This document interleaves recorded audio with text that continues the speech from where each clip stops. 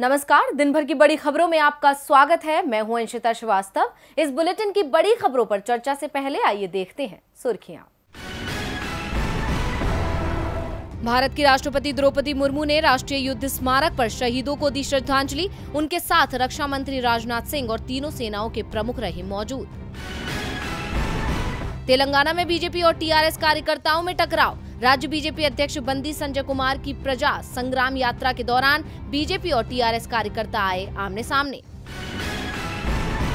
केंद्रीय मंत्री राव इंद्रजीत सिंह ने दिए बीजेपी से बगावत के संकेत। कहा, जनता ने 2 बार सरकार बनाई, लेकिन उसका महत्व तो सिर्फ उसी दिन जिस दिन वोट डालते हैं। कोरोना के खिलाफ भारत को मिली एक और सफलता। नाक से दी जाने वाली वैक्सीन का ट्रायल हुआ पूरा। भारत बायोटेक ने तैयार की है देश की पहली नेजल वैक्सीन। तो ये थी सुर्खियां। आइए अब बढ़ते हैं आगे। आज की सबसे बड़ी खबर है आजादी के पर्व पर कांग्रेस के सरकार के खिलाफ हल्ला बोल की। देश भर में आज आजादी का जश्न मनाया गया और इस महापर्व पर कांग्रेस ने एक बार फिर महंगाई, बेरोजगारी जैसे तमाम मुद्दों पर सरकार को घेरा और सड़क पर मोदी सरकार की नीतियों के खिलाफ हल्ला बोल किया। तो कैसे सरकार पर बरसी कांग्रेस, इस खबर पर करेंगे विस्तार से चर्चा। वहीं आज पूरे देश ने 75वां स्वतंत्रता दिवस बड़े धूमधाम से मनाया। हर कोई इस जश्न में डूबा रहा। किस राज्य में कैसे मनाया गया 15 अगस्त, इस पर भी करेंगे बात। साथ ही जानेंगे नीतीश कुमार ने कैसे रखा भतीजे की बात का मान। इसके अलावा बात करेंगे बिहार में जल्द होने वाले मंत्रिमंडल विस्तार की भी, और कैसे गुजरात में हार से डर रही है बीजेपी, इस पर भी करेंगे चर्चा। इसके अलावा और भी कई बड़ी खबरों से हम आपको करवाएंगे रूबरू। तो बढ़ते हैं आगे आज की सबसे बड़ी खबर की तरफ। दोस्तों, आज देश को आजाद हुए 75 साल हो चुके हैं। जाहिर है आज देशवासियों के लिए बेहद खास और खुशी का दिन है और पूरा देश इस खुशी को मना रहा है। और इस खुशी के दिन भी कांग्रेस जनता की आवाज उठाना नहीं भूली और उसने आजादी गौरव यात्रा निकालकर एक बार फिर सरकार को बेचैन कर दिया। और सोनिया गांधी सहित कांग्रेस के तमाम दिग्गजों ने सरकार को जमकर घेरा। देखिए खास रिपोर्ट। आज देश आजादी का पर्व मना रहा है और जश्न में डूबा हुआ है और आजादी के इस पर्व से कांग्रेस ने एक नई शुरुआत की है। आपको बता दें, आजादी की 75वीं वर्षगांठ पर कांग्रेस पार्टी के दिग्गज महंगाई, भ्रष्टाचार के विरोध में सड़कों पर उतरे। कांग्रेस ने आज आजादी गौरव यात्रा निकाली, जिसमें कांग्रेस नेता राहुल गांधी और प्रियंका गांधी समेत कांग्रेस के बड़े नेता कांग्रेस मुख्यालय से नारेबाजी करते हुए नजर आए। हालांकि ये पहला मौका नहीं है जब कांग्रेस ने सड़क पर उतरकर सरकार का विरोध किया हो।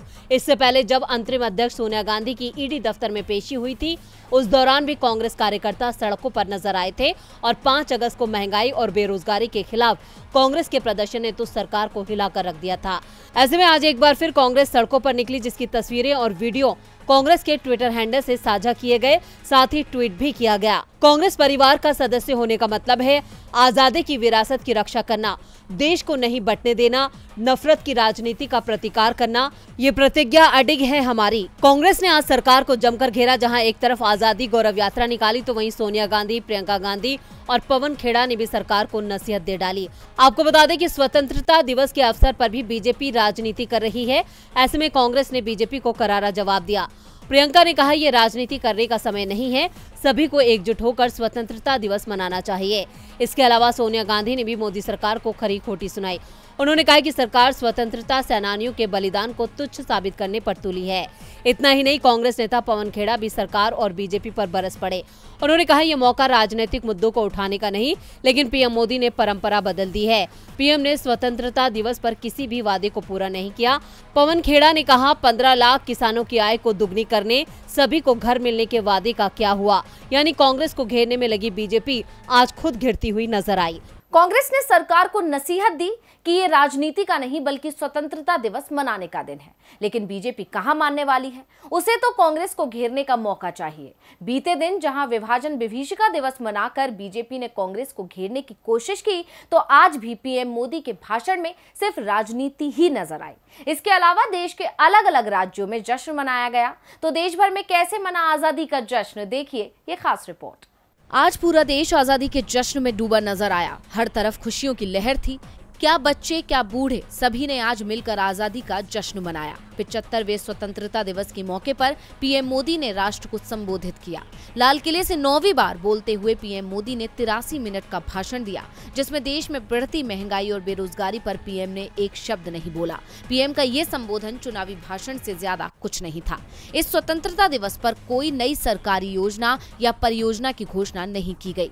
पीएम मोदी ने कहा, इस अमृत काल में हमें एक साथ आना है और विकसित भारत के बड़े लक्ष्य की दिशा में काम करना है। दूसरी ओर दिल्ली के सीएम अरविंद केजरीवाल ने छत्रसाल स्टेडियम में ध्वजारोहण के बाद मोदी सरकार पर निशाना साधा। सीएम केजरीवाल ने कहा कि शिक्षा को फ्री भी मत कहिए, ये हमारे बच्चे हैं, पैसे की कमी है तो एक वक्त की रोटी कम खा लेंगे, लेकिन बच्चों को फ्री और अच्छी शिक्षा देंगे।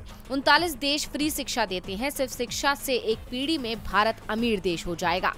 यूपी के मुख्यमंत्री योगी आदित्यनाथ ने भी आजादी का जश्न मनाया। सीएम योगी ने झंडा फहराया और बोले, आज यूपी इन्वेस्टमेंट का पसंदीदा डेस्टिनेशन।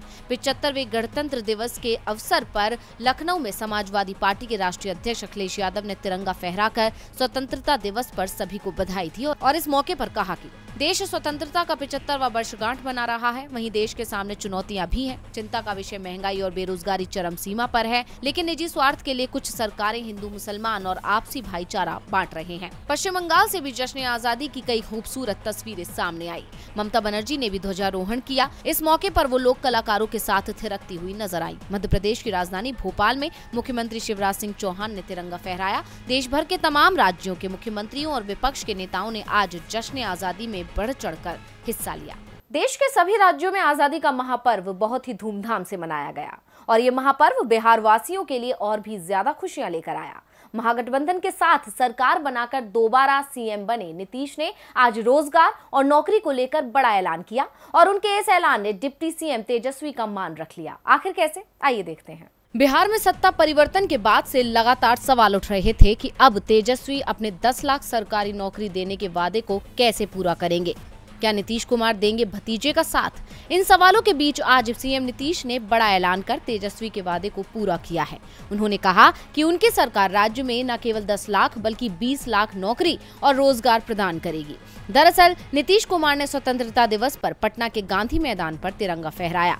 इस दौरान उन्होंने बिहार वासियों को संबोधित करते हुए रोजगार और नौकरियों को लेकर बड़ा ऐलान किया। नीतीश कुमार ने कहा कि 10 लाख नौकरियों के बाद 10 लाख रोजगार यानी अन्य व्यवस्थाओं से अतिरिक्त नौकरियां दी जाएंगी। हमारा कॉन्सेप्ट है कि हम कम से कम 10 लाख तक कर दें। सीएम नीतीश का ये ऐलान जहां तेजस्वी के लिए खुशखबरी है तो वहीं बीजेपी के लिए टेंशन। दरअसल महागठबंधन में सबसे बड़ी पार्टी लालू यादव की आरजेडी है। आरजेडी ने 2020 विधानसभा चुनाव के दौरान घोषणा पत्र में वादा किया था कि सरकार बनते ही पहली कैबिनेट में 10 लाख नौकरियां देंगे। अब बीजेपी तेजस्वी यादव के इस वादे को याद दिला रही है और उनसे पूछ रही है कि क्या हुआ तेरा वादा, कहाँ है रोजगार। इन सवालों के बीच नीतीश ने अब बीजेपी की बोलती बंद कर दी है। ये घोषणा न सिर्फ राज्य में बीजेपी को नुकसान पहुंचाएगी बल्कि मिशन 2024 में भी उसकी राह में रोड़े अटकाएगी। अब देखना होगा कि बीजेपी कैसे रोजगार वाले प्रहार का सामना कर पाती है। नीतीश ने 10 लाख नौकरी और रोजगार देने का ऐलान कर दिया। अब नीतीश के इस ऐलान से बिहार बीजेपी के मुंह पर ताला लग गया और 2024 के लिए उसकी मुश्किल भी बढ़ गई है। वैसे बिहार में बीजेपी तो परेशान है और सरकार को घेरने की तैयारी में है, लेकिन अभी सत्ता संभालने वाली महागठबंधन सरकार मंत्रिमंडल विस्तार की तैयारियों में लगी हुई है, जो कि जल्द ही होने वाला है। बिहार में नीतीश सरकार में मंत्रिमंडल विस्तार की तैयारियां लगभग पूरी हो गई हैं। कल यानी 16 अगस्त को राज्यपाल फागू सिंह चौहान नए मंत्रियों को शपथ दिलाएंगे। महागठबंधन में सबसे ज्यादा विधायक आरजेडी के हैं, ऐसे में सरकार में उसका ही दबदबा दिखाई देगा। आरजेडी के कोटे में 16 से 17 मंत्री पद जा सकते हैं, जेडीयू को 10 से 11, कांग्रेस को 3, हम और निर्दलियों को एक मंत्री पद मिल सकता है। इसके अलावा सीपीएम और सीपीआई से भी एक मंत्री बनाया जा सकता है। माले पहले ही साफ कर चुकी है कि वो सरकार में शामिल नहीं होगी। आरजेडी और जेडीयू दोनों दलों की ओर से ओबीसी और मुसलमानों पर दांव लगाने की तैयारी है। कांग्रेस की ओर से भी दलित और मुसलमानों पर दांव लगाने के संकेत मिल रहे हैं। कांग्रेस कोटे से शकील अहमद खान या आफाक आलम में से किसी एक की लॉटरी लग सकती है। इसके अलावा दलित वर्ग से राजेश राम और मुरारी गौतम में से किसी एक को मंत्री बनाया जा सकता है, जबकि जेडीयू में अधिकांश मंत्री वही होंगे जो एनडीए सरकार के समय मंत्री थे। 1-2 मंत्रियों का पत्ता कट सकता है।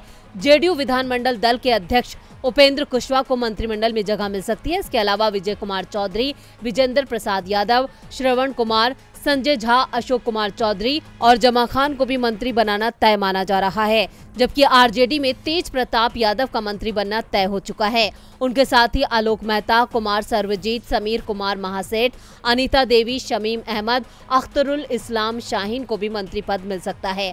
आरजेडी कोटे से बनने वाली मंत्रियों में तेजस्वी यादव की पसंद को प्राथमिकता दी जा रही है।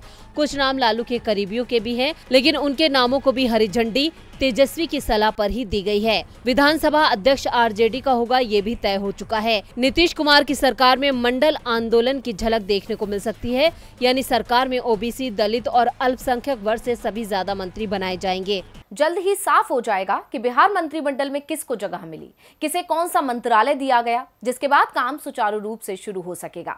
बिहार में नई सरकार काम में जुटी है तो बीजेपी अभी भी सत्ता हाथ से फिसलने के चलते परेशान दिख रही है।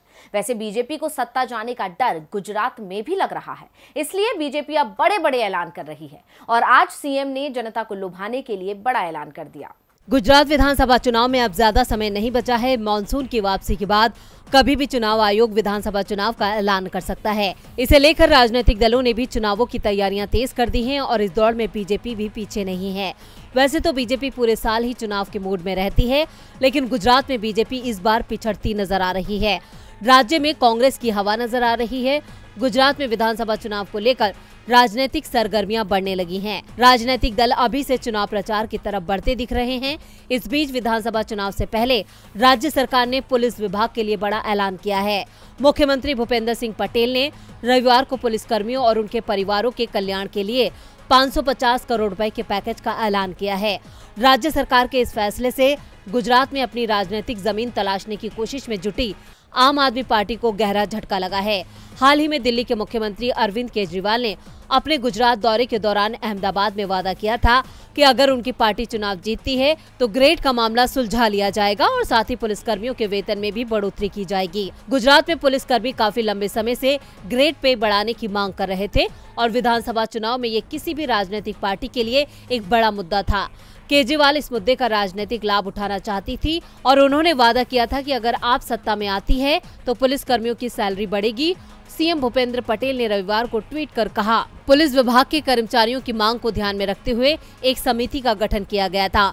मेरी अध्यक्षता में और गृह मंत्री के साथ कई बैठकें आयोजित की गई और चर्चा की गई। समिति की सिफारिशों को स्वीकार करते हुए पुलिस कर्मियों और उनके परिवारों के कल्याण की भावना के साथ 550 करोड़ रुपए का वार्षिक बजट स्वीकृत किया जाता है। बीजेपी के इस दांव से आम आदमी पार्टी को बड़ा झटका लगा है। वहीं कांग्रेस ने इसे बीजेपी की साजिश करार दिया है। अब बीजेपी का ये दांव उसे गुजरात में कितना फायदा पहुंचाता है, ये तो चुनाव के नतीजे ही तय करेंगे, लेकिन इन सब में फायदा पुलिस विभाग का हुआ है। गुजरात में अगले कुछ महीनों में चुनाव है जिसमें बीजेपी को सत्ता जाने का डर है और वो डर आज नजर आया जब भूपेंद्र पटेल ने बड़ा ऐलान किया और केजरीवाल का दाव भी फेल करने की कोशिश शुरू कर दी। वैसे दाव तो पश्चिम बंगाल की सीएम ममता बनर्जी ने भी बीजेपी का फेल कर दिया और उनके हर घर तिरंगा अभियान पर ही सवाल खड़े कर दिए। आखिर कैसे घिरी मोदी सरकार, देखिए रिपोर्ट। राष्ट्रीय भावनाओं के साथ किस तरह से खेलना है ये बीजेपी अच्छे से जानती है, चाहे बात जवानों की हो या फिर देश की आन बान शान तिरंगे की। पीएम मोदी हर बार कुछ ऐसा कह जाते हैं जिससे वो खुद को सच्चा देशभक्त साबित करने की कोशिश करते हैं। इस बार उन्होंने हर घर तिरंगा अभियान चलाया जिस पर अब सियासी घमासान छिड़ गया है। पश्चिम बंगाल की मुख्यमंत्री ममता बनर्जी ने हर घर तिरंगा अभियान को लेकर प्रधानमंत्री नरेंद्र मोदी पर निशाना साधा है। उन्होंने कहा कि वो बचपन से ही राष्ट्रीय ध्वज फहरा रही हैं और ऐसा करने के लिए उकसाने की जरूरत नहीं है। इतना ही नहीं, ममता बनर्जी ने देशवासियों को राष्ट्र से जुड़ने के तरीके को शेयर करने की भी अपील की।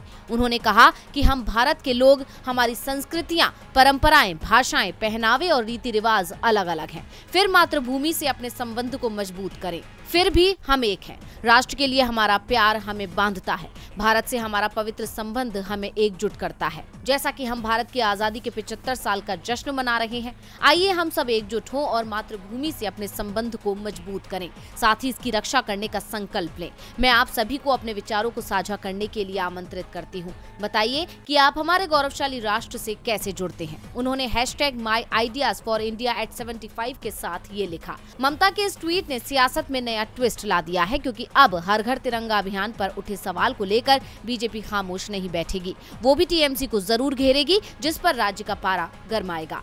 और बुलेटिन के आखिर में बात रेलवे कर्मचारियों को मिली खुशखबरी की। देश में आज आजादी का महापर्व मनाया जा रहा है। हर जगह जश्न का माहौल है, लोगों के चेहरों पर सिर्फ मुस्कान बिखरी हुई है। और इसी के बीच में रेलवे से एक ऐसी खबर सामने आई है जिसने रेलवे कर्मचारियों के चेहरे पर मुस्कान ला दी और उनकी एक बहुत बड़ी मुश्किल का समाधान दे दिया। आखिर क्या है रेलवे का ऐलान, देखिए खास रिपोर्ट में। सरकारी नौकरी करने वाले हर कर्मचारी को समय समय पर जगह बदलनी पड़ती है, क्योंकि उसका ट्रांसफर होता रहता है। ऐसे में कई बार कर्मचारी अपनी मर्जी की जगह अपना ट्रांसफर करवाना चाहते हैं, जिसके लिए उन्हें लंबी प्रक्रिया से गुजरना पड़ता है, जिससे काफी समय भी लग जाता है। अब इस मुश्किल से जूझ रहे रेलवे कर्मचारियों के लिए आज एक बड़ा ऐलान हुआ है और ये ऐलान किया गया है रेलवे की तरफ से, और रेलवे के इस ऐलान ने रेलवे कर्मचारियों को राहत दी है। दरअसल रेलवे बोर्ड की तरफ से ऐसी पॉलिसी तैयार की गई है जिससे रेलवे के 13 लाख कर्मचारियों को ट्रांसफर कराने में आजादी मिल जाएगी। इसे 15 अगस्त 2022 से देश भर में लागू कर दिया गया है। रेलवे की भी अलग अलग तरह के ट्रांसफर होते हैं। कारखाने वाले स्टाफ का नियमित ट्रांसफर आमतौर पर वर्कशॉप के अंदर ही होता रहता है। वहीं जिस स्टाफ की डिवीजन में तैनाती है उसे डिवीजन में ही ट्रांसफर मिलता है। लेकिन अगर कोई स्टाफ इंटर डिवीजन या इंटर जोनल ट्रांसफर चाहता है तो उसमें बड़ी दिक्कत होती है। हालांकि कोई स्टाफ म्यूचुअल ट्रांसफर कराने वाला मिल गया तो ये काम आसान हो जाता है, लेकिन ऐसा नहीं होने पर यह बहुत मुश्किल हो जाता है। रेलवे कर्मचारियों के ट्रांसफर से जुड़ी दिक्कत को दूर करने के लिए रेल मंत्रालय ने 15 अगस्त 2022 से ट्रांसफर मॉड्यूल लागू किया है। इसके तहत रेलवे के सॉफ्टवेयर बनाने वाले संगठन centre for railway information system ने कर्मचारियों के प्रबंधन के लिए एक अहम मॉड्यूल तैयार किया है। इसको HRMS नाम दिया गया है। रेलवे बोर्ड के अनुसार इंटर जोनल और इंटर डिविजनल ट्रांसफर के लिए सभी एप्लीकेशन इसी के जरिए फाइल होंगी। इसके अलावा पहले से जिसकी भी ट्रांसफर की एप्लीकेशन पेंडिंग है उसे भी इस पर ही अपलोड किया जाएगा। रेलवे अधिकारियों के अनुसार इस मॉड्यूल के लागू होने से ट्रांसफर में ट्रांसपेरेंसी आ जाएगी। अधिकारियों का कहना है कि किसी स्टाफ का ट्रांसफर का समय आने पर वह HRMS में ऑनलाइन आवेदन कर सकेगा। एक ही जगह के लिए 2 आवेदन आने पर पहले वाले को वरीयता दी जाएगी। कर्मचारी के आवेदन पत्र पर सुपरवाइजर, ब्रांच अधिकारी और कार्मिक विभाग के अधिकारी भी राय दे सकेंगे, लेकिन ट्रांसफर पर अंतिम निर्णय DRM या ADRM को ही करना होगा। तो आज इस बुलेटिन में बस इतना ही। देखते रहिए DV लाइव। नमस्कार।